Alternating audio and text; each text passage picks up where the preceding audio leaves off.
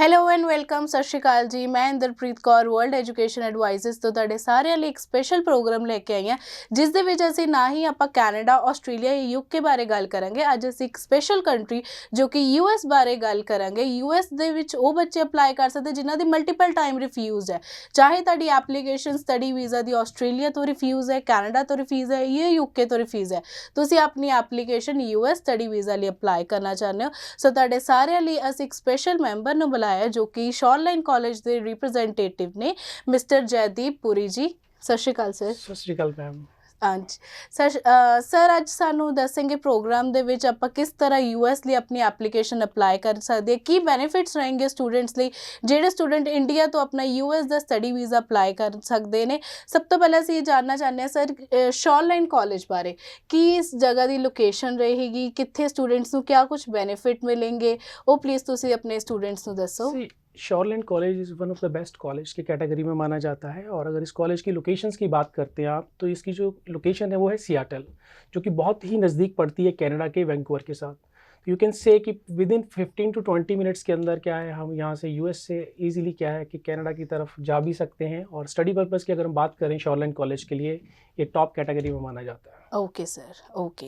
So basically इस college की requirements करेगी, लाइक स्टूडेंट विदाउट आइल्स भी अप्लाई कर सकता है, पीटी बेसिस पे भी अप्लाई कर सकता है। सी देखिए, विदाउट आइल्स तो हमारे पास कोई भी ऑप्शंस अवेलेबल नहीं रहेगी, पर yes IELTS will be the best option. IELTS के साथ हम इन पर्टिकुलर इस कॉलेज में अगर हम स्टडी के लिए जाना चाहते हैं तो आइल्स की रिक्वायरमेंट रहेगी। अगर आइल्स नहीं होती बच्चों के पास तो हम पीटी भी के बेसिस पे ही इसको हम एक्सेप्ट करते हैं। पीटी के बेसिस पे भी आप जा सकते हो। अगर जिन बच्चों के पास पीटी भी नहीं है तो डुलिंगो कर सकते हैं, डुलिंगो के बेसिस पे ला सकते हैं। आजकल कुछ होम एडिशन टेस्ट भी चलते हैं, लाइक आइल्स के, टॉफल के, पीटी के। तो इस तरह के एग्जाम्स भी अगर बच्चों ने क्लियर किए हैं तो डेफिनेटली बच्चा इस कॉलेज में एडमिशन ले सकता है। बैंड स्कोर दी सर एलिजिबिलिटी क्या रहेगी अगर स्टूडेंट अप्लाई करना चाहता है? बैंड्स की अगर हम बात करते हैं तो आइल्स में हमारी रिक्वायरमेंट रहती है ओवरऑल 5.5, बट इस कॉलेज में मिनिमम रिक्वायरमेंट राइटिंग सेक्शन की अगर हम बात करते हैं तो उसमें 6 बैंड हमें चाहिए। तो ओवरऑल 5.5 चलेगा, लेकिन in writing only we need 6। अगर हम पीटी की बात करते हैं, पीटी में ओवरऑल रिक्वायरमेंट रहेगी हमारी 49, बट अगेन इन राइटिंग में हमारी रिक्वायरमेंट रहेगी 56। अगर 56 नहीं है या आइल्स में राइटिंग में 6 बैंड नहीं है, इसका मतलब ये नहीं है कि हम इस कॉलेज में एडमिशन नहीं ले सकते। आप फिर भी एडमिशन ले पाएंगे इस कॉलेज में, लेकिन उसके लिए आपको आपके मेजर कोर्स के साथ ESL को जो कोर्स है वो साथ में आपके इन्वॉल्व हो जाता है। Otherwise easily you can go for your major programs also. Duolingo की अगर मैं बात करता हूँ, डुलिंगो में हमारी ओवरऑल रिक्वायरमेंट रहेगी 95, बट लेस देन 95 नहीं चाहिए हमें। तो ओवरऑल 95, नॉट लेस देन 95। तो डुलिंगो के बेसिस पे भी हम अपनी इस कॉलेज में एडमिशन ले सकते हैं। ओके सर, मतलब घट स्कोर ਤੇ ਵੀ ਸਟੂਡੈਂਟਸ ਆਪਣੀ ਪ੍ਰੋਫਾਈਲ ਅਪਲਾਈ ਕਰ ਸਕਦੇ ਆ, ਚਾਹੇ ਤੁਹਾਡੀ ਪ੍ਰੋਫਾਈਲ ਦੇ ਵਿੱਚ 5.5 ਨਾਟ ਲੈਸ ਦੈਨ 5 ਸਕੋਰ ਹੈ, ਤੁਸੀਂ ਆਪਣੀ ਐਪਲੀਕੇਸ਼ਨ ਯੂਐਸ ਸਟੱਡੀ ਵੀਜ਼ਾ ਲਈ ਅਪਲਾਈ ਕਰ ਸਕਦੇ ਹੋ। ਲਾਈਕ ਸਟੂਡੈਂਟਸ ਕੈਨੇਡਾ ਦੇ ਵਿੱਚ ਅਪਲਾਈ ਕਰਦੇ, ਯੂਐਸ ਯੂਕੇ ਦੇ ਵਿੱਚ ਅਪਲਾਈ ਕਰਦੇ, ਆਸਟ੍ਰੇਲੀਆ 'ਚ ਅਪਲਾਈ ਕਰਦੇ, ਜਿੱਥੇ ਘੱਟੋ ਘੱਟ ਬੈਂਡ ਸਕੋਰ ਦੀ ਰਿਕੁਆਇਰਮੈਂਟ ਓਵਰਆਲ 6.5 ਨਾਟ ਲੈਸ ਦੈਨ 6 ਦੀ ਰਹਿੰਦੀ ਹੈ। ਸੋ ਬੈਂਡ ਸਕੋਰ ਦੀ ਕੋਈ ਪ੍ਰੋਬਲਮ ਨਹੀਂ ਆਏਗੀ ਅਗਰ ਤੁਸੀਂ ਆਇਲਸ ਕੀਤੀ ਹੈ, ਪੀਟੀ ਕੀਤੀ ਹੈ, ਡੁਲਿੰਗੋ ਕੀਤੀ ਹੈ। ਈਵਨ ਤੋਂ ਤੁਸੀਂ ਅਗਰ ਹੋਮ ਐਡੀਸ਼ਨ ਆਇਲਸ ਜਾਂ ਪੀਟੀ ਵੀ ਕੀਤੀ ਹੈ, ਸਟਿਲ ਤੁਸੀਂ ਆਪਣੀ ਐਪਲੀਕੇਸ਼ਨ ਯੂਐਸ ਦੇ ਵਿੱਚ ਅਪਲਾਈ ਕਰਕੇ, ਸਪੈਸ਼ਲੀ ਸ਼ੋਰਲਾਈਨ ਕਾਲਜ ਦੇ ਵਿੱਚ ਅਪਲਾਈ ਕਰਕੇ ਆਪਣਾ ਸਟੱਡੀ ਵੀਜ਼ਾ ਲੈ ਸਕਦੇ ਹੋ। ਸੋ ਆਪਾਂ ਅੱਗੇ ਜਾਣਕਾਰੀ ਲਵਾਂਗੇ ਸਰ ਇਸ ਕਾਲਜ ਦੇ ਪ੍ਰੋਸੈਸ ਬਾਰੇ।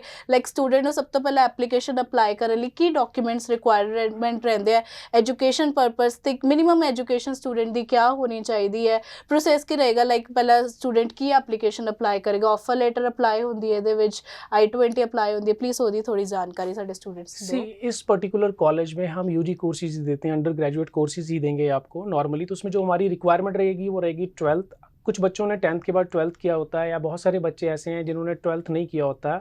10th के बाद 3 साल का कोई पॉलिटेक्निकल या ITI डिप्लोमा किया होता है। तो इस तरह की प्रोफाइल भी क्या रहेंगे कि हम एक्सेप्ट करेंगे स्पेसिफिकली फॉर शोरलाइन कॉलेज के लिए।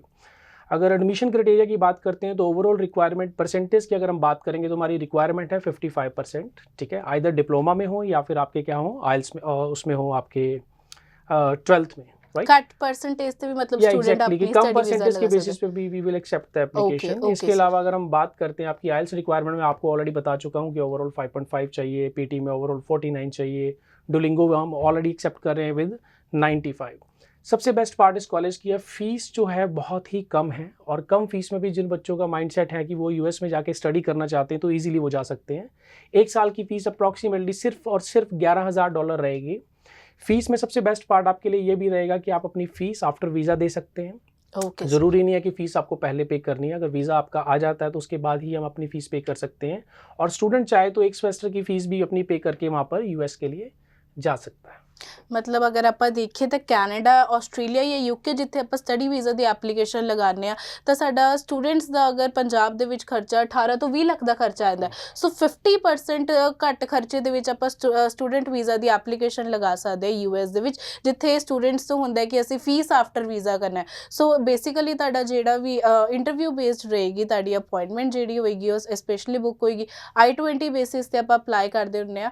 ਤੇ ਸਰ ਅਸੀਂ ਇਹ ਵੀ ਜਾਣਨਾ ਚਾਹੁੰਦੇ ਹਾਂ ਇਸ ਦਾ ਪ੍ਰੋਸੈਸ ਕਿਵੇਂ ਹੋਏਗਾ, ਲਾਈਕ ਸਟੂਡੈਂਟ ਆਪਣੀ ਐਪਲੀਕੇਸ਼ਨ ਅਪਲਾਈ ਕਰਦੇ, ਸਭ ਤੋਂ ਪਹਿਲਾਂ स्टूडेंट ਨੂੰ ਕੀ डॉक्यूमेंट्स रिक्वायर्ड रहते सी हैं? बेसिक डॉक्यूमेंट्स की ही रिक्वायरमेंट रहती है। जब भी आप दुनिया के किसी भी इंस्टीट्यूट में अगर स्टडी के लिए जाना चाहते हैं तो कॉमन डॉक्यूमेंट्स जैसे कनाडा यूके के हैं वही रिक्वायरमेंट हमारे एंड पे रहती हैं, लेकिन थोड़ी सी कम रिक्वायरमेंट रहती है as compare to other countries की बात करें। अगर मैं रिक्वायरमेंट्स की बात करूं, मुझे आपका 10th और 12th का सर्टिफिकेट चाहिए होगा। इसके अलावा मुझे आपका TRF चाहिए, जो भी आपकी एलिजिबिलिटी टेस्ट, लैंग्वेज टेस्ट आपने कंप्लीट किया है बेसिकली। Okay sir. इसके अलावा अगर हम बात करते हैं हमारे डॉक्यूमेंट्स में, तो हमें आपका पासपोर्ट चाहिए, राइट। इसके अलावा हमें आपके फाइनेंशियल्स चाहिए होते हैं साथ में। फाइनेंशियल्स की जो रिक्वायरमेंट बहुत कम होती है, सिर्फ 19 से 20 लाख आपके अकाउंट में, या आपको जो भी स्पॉन्सर कर रहा है अपने पेरेंट्स वगैरह उनके अकाउंट में आपके होने चाहिए, और आप इजीली आप अपनी स्टडी के लिए यूएस के लिए जा सकते हो। ਓਕੇ, ਬੇਸਿਕਲੀ ਆਪਾਂ ਨੂੰ ਫਾਈਨੈਂਸ਼ੀਅਲ ਸਪੋਰਟ ਤੇ ਅਗਰ ਦੇਖਦੇ ਤਾਂ ਅਗਰ ਆਪਾਂ ਯੂਕੇ ਦੇ ਵਿੱਚ ਅਪਲਾਈ ਕਰਦੇ ਹਾਂ, ਆਸਟ੍ਰੇਲੀਆ ਲਈ ਅਪਲਾਈ ਕਰਦੇ ਹਾਂ, ਤਾਂ ਆਪਾਂ ਨੂੰ 30 ਤੋਂ 35 ਲੱਖ ਦੇ ਫੰਡਸ ਰਿਕੁਆਇਰਡ ਹੁੰਦੇ ਆ, ਲਾਈਕ ਉੱਥੇ 28 ਦਿਨ ਪੁਰਾਣੇ ਆ, ਕਿਤੇ 3 ਜਾਂ 6 ਮਹੀਨੇ ਪੁਰਾਣੇ। ਯੂਐਸ ਦੇ ਵਿੱਚ ਸਰ ਮੈਂ ਜਾਨਣਾ ਚਾਹੂੰਗੀ ਕਿੰਨੇ ਦਿਨ ਪੁਰਾਣੇ ਫੰਡਸ ਬੱਚਾ ਸ਼ੋ ਕਰ ਸਕਦਾ ਹੈ? इसमें आपके फंड्स, जो मैंने बताया कि 19 से 20 लाख के फंड्स चाहिए, वो फंड्स आपके एक दिन पुराने भी चल सकते हैं। अपने एक दिन Okay. पुराने फंड्स भी अगर अपने अकाउंट में डाले हैं तो we will accept such kind of application with Oh. These funds. Okay okay sir, ਠੀਕ ਹੈ। ਸੋ ਸਟੂਡੈਂਟਸ ਦੇ ਬੇਸਿਕਲੀ ਸਰ ਇੱਕ ਇਹ ਵੀ ਕੁਐਸਚਨ ਰਹਿੰਦਾ ਕਿ ਜਿਹੜੇ ਕਾਲਜ ਦੇ ਵਿੱਚ ਅਸੀਂ ਐਡਮਿਸ਼ਨ ਲੈ ਰਹੇ, ਕੀ ਉਹ ਪਬਲਿਕ ਕਾਲਜ ਹੈ ਜਾਂ ਉਹ ਪ੍ਰਾਈਵੇਟ ਕਾਲਜ सी ਹੈ? एग्जैक्टली कि बहुत सारे स्टूडेंट्स के माइंड में क्वेश्चन होता है कि जहाँ भी हम एडमिशन ले रहे हैं वो प्राइवेट कॉलेज या पब्लिक कॉलेज है। बेसिकली जो शॉर्टलैंड कॉलेज है ये एक पब्लिक कॉलेज है, तभी इसकी फ़ीस बहुत कम है, और हर तरह की फैसिलिटीज़ और फ्लेक्सिबिलिटीज़ हम अपने इंटरनेशनल स्टूडेंट्स को प्रोवाइड करते हैं। Okay sir.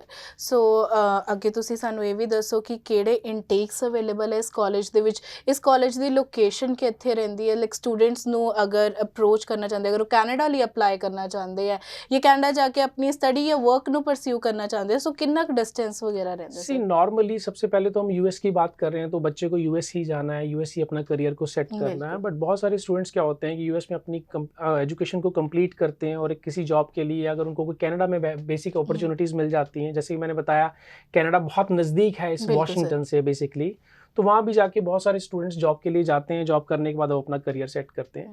बेसिकली जो कॉलेज की लोकेशंस की अगर मैं बात करता हूँ, लोकेशन बहुत ही बढ़िया है। ये वाशिंगटन क्या है, कैपिटल है बेसिकली यूएस की, एंड वहाँ पर एक बड़ा ही फेमस प्लेस है सियाटल, राइट। सियाटल। तो सियाटल में दुनिया के टॉप हेडक्वार्टर्स इसके आसपास ही हैं, उसकी कंपनीज Okay. के हेडक्वार्टर इसी कंपनी के आसपास, इस कॉलेज के आसपास। इनफैक्ट अगर आप बात करें कंपनी लाइक गूगल हो गया, स्टारबक्स हो गया, या फिर इसके अलावा अगर हम बात करते हैं फेसबुक की, अमेजोन की, इन सब के हेडक्वार्टर्स यही हैं। तो बच्चे के पास काम की कमी नहीं रहती है किसी एक लेवल पे। बच्चा इजीली अपनी स्टडी के साथ साथ एक अच्छी जॉब और अपॉर्चुनिटीज हमेशा उसको इस पर्टिकुलर एरिया में बड़ी आसानी से मिल जाती हैं। Okay sir. ਸੋ ਯੂਐਸ ਜਾਣ ਲਈ ਜਿਹੜੇ ਬੱਚੇ ਆਪਣੀ ਐਪਲੀਕੇਸ਼ਨ ਅਪਲਾਈ ਕਰਨਾ ਚਾਹੁੰਦੇ, ਆਪਣੇ ਰਿਕੁਆਇਰਡ ਡਾਕੂਮੈਂਟਸ ਲੈ ਕੇ ਇੱਕ ਵਾਰੀ ਸਾਡੇ ਆਫਿਸ ਵਿਜ਼ਿਟ ਕਰ ਸਕਦੇ ਨੇ। ਸਭ ਤੋਂ ਪਹਿਲਾਂ ਸਟੂਡੈਂਟ ਦੀ I-20 ਲਈ ਐਪਲੀਕੇਸ਼ਨ ਅਪਲਾਈ ਹੋਏਗੀ, ਜੋ ਕਿ ਤੁਹਾਡੇ ਇੱਕ ਆਫਰ ਲੈਟਰ ਹੁੰਦਾ ਹੈ।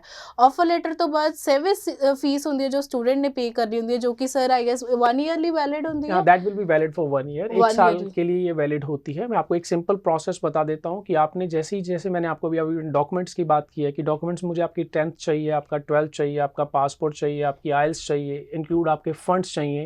एक स्टूडेंट एप्लीकेशन फॉर्म की रिक्वायरमेंट होती है, वो प्रोसेस आपको कंप्लीट नहीं करना। वो जहाँ भी आप फाइल लगाते हो, इस ब्रांच के पास जाएंगे ऑलरेडी, तो उनके पास एप्लीकेशन फॉर्म होंगे, वो आपके बिहाफ पर उस एप्लीकेशन को फॉर्म को फिलअप करके एप्लीकेशन हमें सेंड करते हैं।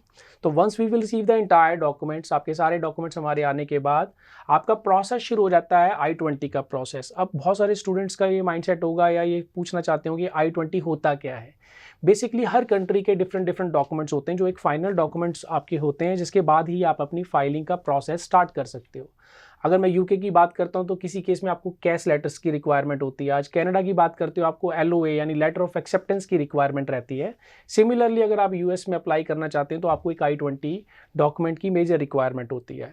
और सबसे बेस्ट पार्ट इस कॉलेज की ये है कि 15 दिन के अंदर अंदर आपको आपकी I-20 इशू कर देता है। हम किसी भी तरह का ऑफर लेटर वगैरह आपको इशू नहीं करते हैं, हम आपको डायरेक्टली ही I-20 इशू करते हैं ताकि आपका प्रोसेस बहुत जल्दी फास्टेस्ट प्रोसेस हो। जैसे ही आपको आपकी I-20 मिलती है उसके बाद आपको सर्विस फीस पे करना पड़ता है और उसके बाद आपको अपनी एम्बेसी की अपॉइंटमेंट लेनी है। अपॉइंटमेंट लेने के बाद आप डायरेक्टली अपनी इंटरव्यू की प्रिपरेशंस के बेसिस पे डायरेक्ट इंटरव्यू पे जा सकते हो और इंटरव्यू से भी आपको कोई घबराने की कोई ज़रूरत नहीं होती है, बिकॉज इंटरव्यू में कॉलेज भी अपने लेवल पे बहुत अच्छा आपको सपोर्ट प्रोवाइड करता है कि आपकी जो भी क्वेश्चंस क्वेरीज होती हैं, किस तरह के क्वेश्चंस वो पूछते हैं आपसे, वो सारी की सारी ट्रेनिंग कॉलेज भी आपको एज वेल अपने एंड के देता है। और साथ के साथ जहाँ भी आपने इसको अप्लाई किया है, जिनके थ्रू भी अप्लाई किया है, वो जितने भी हमारे बिजनेस पार्टनर्स हैं वो भी आपकी इंटरव्यू की प्रिपरेशन बहुत अच्छे ढंग से करवाते हैं। ਠੀਕ ਹੈ ਸੋ ਜਿਵੇਂ ਆਪਾਂ ਦੇਖ ਰਹੇ ਸ਼ੋਰਲਾਈਨ ਕਾਲਜ ਦੇ ਵਿੱਚ ਅਗਰ ਤੁਸੀਂ ਆਪਣੀ ਐਪਲੀਕੇਸ਼ਨ ਅਪਲਾਈ ਕਰਦੇ ਹੋ ਤਾਂ ਬਿਲਕੁਲ ਹੀ ਘੱਟ ਖਰਚੇ ਦੇ ਵਿੱਚ ਤੁਸੀਂ ਆਪਣਾ ਸਟੱਡੀ ਵੀਜ਼ਾ ਜਾਣ ਦਾ ਸੁਪਨਾ ਸਾਕਾਰ ਕਰ ਸਕਦੇ ਹੋ। ਸਟੂਡੈਂਟ ਵੀਜ਼ਾ ਦੇ ਵਿੱਚ ਜਿਹੜੀ ਐਪਲੀਕੇਸ਼ਨ US ਦੇ ਵਿੱਚ ਅਪਲਾਈ ਕੀਤੀ ਜਾਂਦੀ ਹੈ ਉਸ ਨੂੰ F1 ਵੀਜ਼ਾ ਕਿਹਾ ਜਾਂਦਾ ਹੈ। ਸੋ ਉਸ ਦੇ ਪ੍ਰੋਸੈਸ ਬਾਰੇ ਸਰ ਨੇ ਤੁਹਾਨੂੰ ਪ੍ਰੋਪਰ ਪੂਰੀ ਜਾਣਕਾਰੀ ਦਿੱਤੀ ਹੈ। ਅੱਗੇ ਆਪਾਂ ਗੱਲ ਕਰਦੇ ਹਾਂ ਸਰ ਇਨਟੇਕਸ ਦੇ ਬਾਰੇ। ਲਾਈਕ ਕੈਨੇਡਾ ਦੇ ਵਿੱਚ ਅਗਰ ਸਟੂਡੈਂਟ ਵੀਜ਼ਾ ਦੀ ਐਪਲੀਕੇਸ਼ਨ ਅਪਲਾਈ ਹੋ ਰਹੀ ਹੈ ਤਾਂ ਸਤੰਬਰ 2023 ਇਨਟੇਕ ਅਵੇਲੇਬਲ ਹੈ। ਸੇਮ ਆਸਟ੍ਰੇਲੀਆ ਦੇ ਵਿੱਚ ਅਗਰ ਆਪਾਂ ਐਪਲੀਕੇਸ਼ਨ ਅਪਲਾਈ ਕਰ ਰਹੇ ਤਾਂ ਜੂਨ ਜਾਂ ਜੁਲਾਈ ਇਨਟੇਕ ਅਵੇਲੇਬਲ ਹੈ। UK ਦੇ ਇੰਟਰਵਿਊ ਦੇ ਸਲੋਟਸ ਵੀ ਫੁੱਲ ਹੋ ਚੁੱਕੇ, ਸੋ ਨੈਕਸਟ ਇਨਟੇਕ ਮਈ ਜਾਂ ਸਤੰਬਰ 2023 ਅਵੇਲੇਬਲ ਹੈ। ਕਿ US ਲਈ ਜਾਣ ਲਈ ਵੀ स्टूडेंट्स ਨੂੰ ਇੰਨੀ ਦੇਰ एप्लीकेशन ਲਈ वेट करनी पड़ेगी, क्या इनटेक सर अवेलेबल रहेंगे?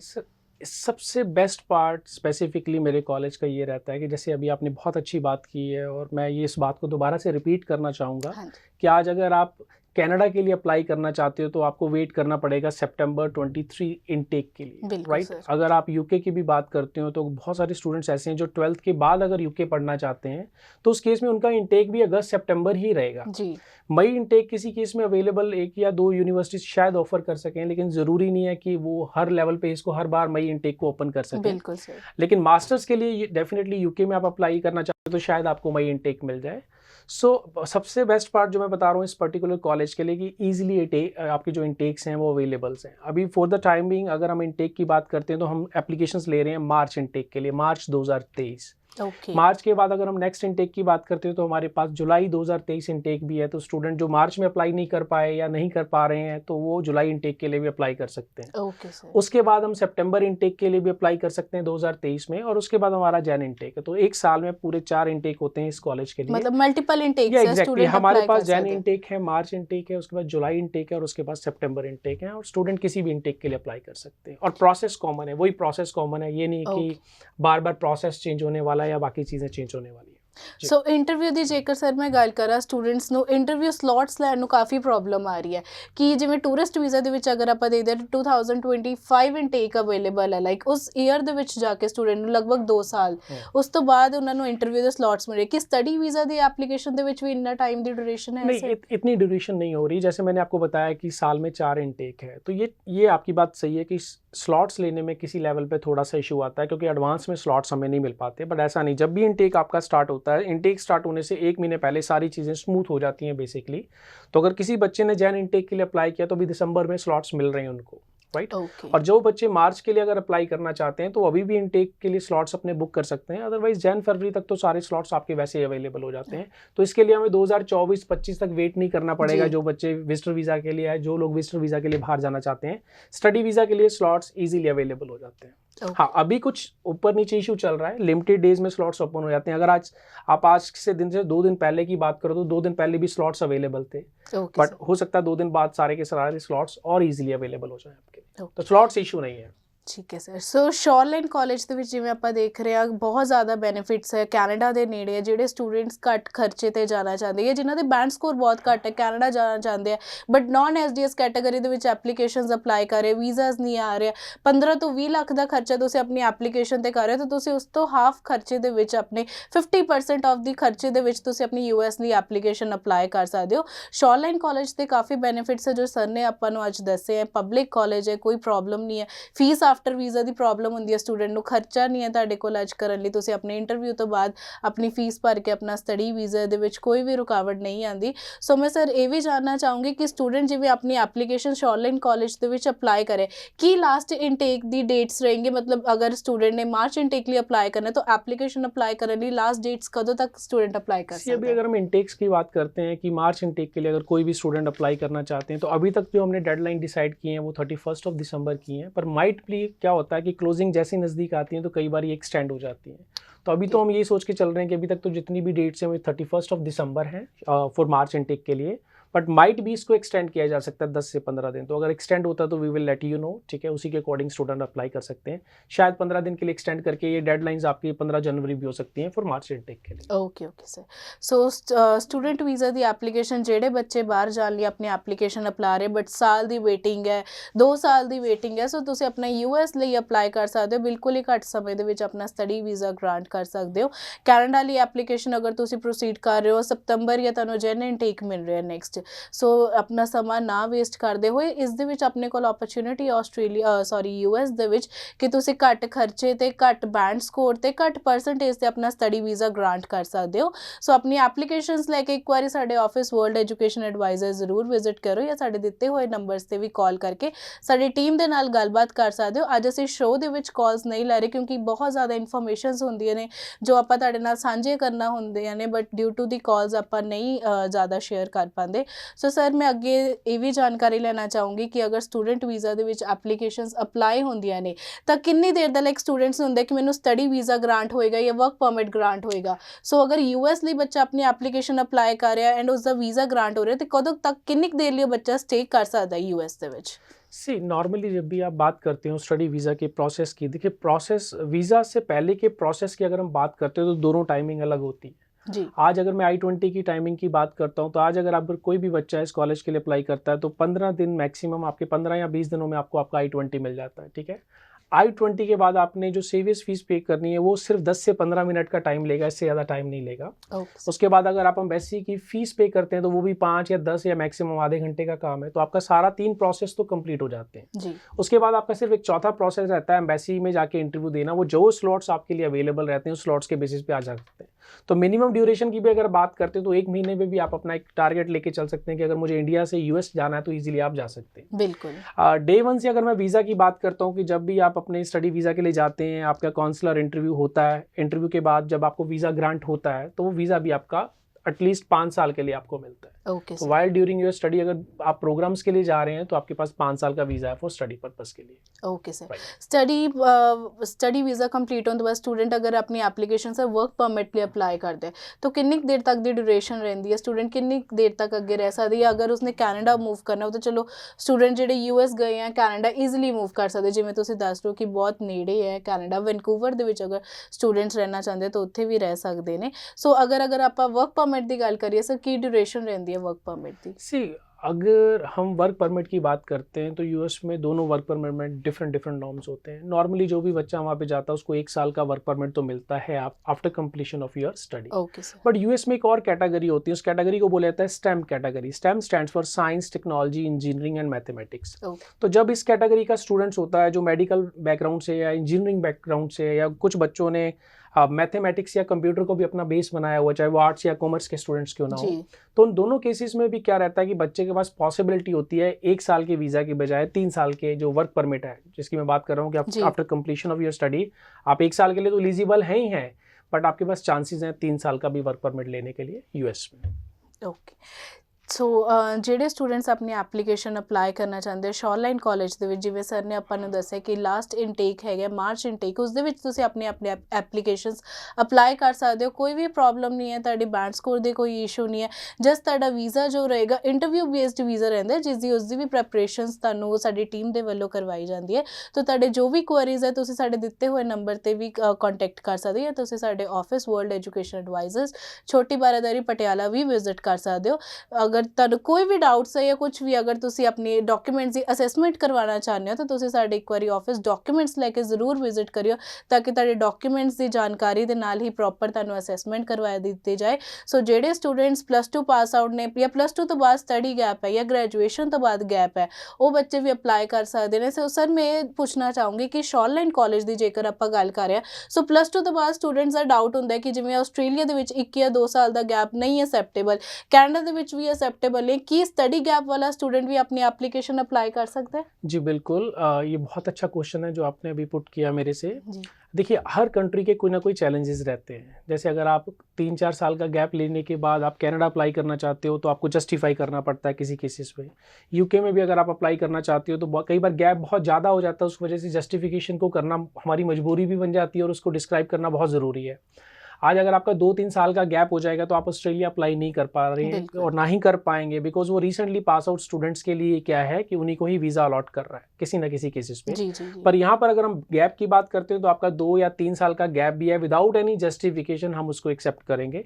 इट मीन्स 2019 पास आउट बच्चा भी अगर कोई भी है तो वो ईजिली शॉरलैंड कॉलेज के लिए अप्लाई कर सकता है। उसके लिए भी किसी भी तरह की गैप जस्टिफिकेशंस की रिक्वायरमेंट नहीं है हमारे एंड से। ओके, लाइक बच्चा अगर फेक डॉक्यूमेंट्स जिवें डिप्लोमा बनवा के या वर्क एक्सपीरियंस बनवा के अपनी स्टडी वीज़ा दी एप्लीकेशंस अप्लाई कर दे, सो ਇਹਦੇ ਵਿੱਚ विदाउट जस्टिफिकेशन बच्चा यूएस स्टडी वीज़ा ਲਈ अप्लाई कर सकता है एप्लीकेशन? एग्जैक्टली कि वो विदाउट जस्टिफिकेशन अप्लाई कर सकता है, लेकिन मैं अपने दर्शकों को यही कहना चाहूँगा कि आप किसी भी तरह का फेक डॉक्यूमेंट कभी भी यूएस में अप्लाई ना कीजिए, ताकि अदरवाइज किसी ना किसी तरह की कोई ना कोई प्रॉब्लम आप फेस करते रहेंगे। तो जेन्युइन डॉक्यूमेंट्स है, जेन्युइन आपका अगर 2-3 साल का गैप भी है तो उससे कोई इशू नहीं है, ईजिली हम एडमिशंस ले सकते हैं शॉरलैंड कॉलेज के लिए। Thank you so much sir, ਤੁਸੀਂ ਇੰਨੀ ਜਾਣਕਾਰੀ ਸਾਡੇ ਨਾਲ ਸ਼ੇਅਰ ਕੀਤੀ। ਸੋ ਹੋਪਫੁਲੀ ਸਟੂਡੈਂਟਸ ਆਪਣੀ ਐਪਲੀਕੇਸ਼ਨ ਸ਼ੋਰਲੈਂਡ ਕਾਲਜ ਦੇ ਵਿੱਚ ਅਪਲਾਈ ਕਰਨਗੇ ਤਾਂ ਕਿ ਉਹਨਾਂ ਦੇ ਸਟੱਡੀ ਵੀਜ਼ਾ ਦੇ ਵਿੱਚ ਕੋਈ ਵੀ ਰੁਕਾਵਟ ਨਾ ਆਉਣ। ਸੋ ਬਾਕੀ ਅਗਰ ਤੁਹਾਡੇ ਕੋਈ ਵੀ ਡਾਊਟਸ ਹੈ ਤੁਸੀਂ ਸਾਡੇ ਦਿੱਤੇ ਹੋਏ ਕੰਟੈਕਟ ਨੰਬਰਸ ਤੇ ਵੀ ਕਾਲ ਕਰ ਸਕਦੇ ਹੋ ਜਾਂ ਸਾਡੇ ਆਫਿਸ ਵਰਲਡ ਐਜੂਕੇਸ਼ਨ ਐਡਵਾਈਜ਼ਰ ਛੋਟੀ ਬਾਰਾਦਰੀ ਵੀ ਵਿਜ਼ਿਟ ਕਰ ਸਕਦੇ ਹੋ। Thank you.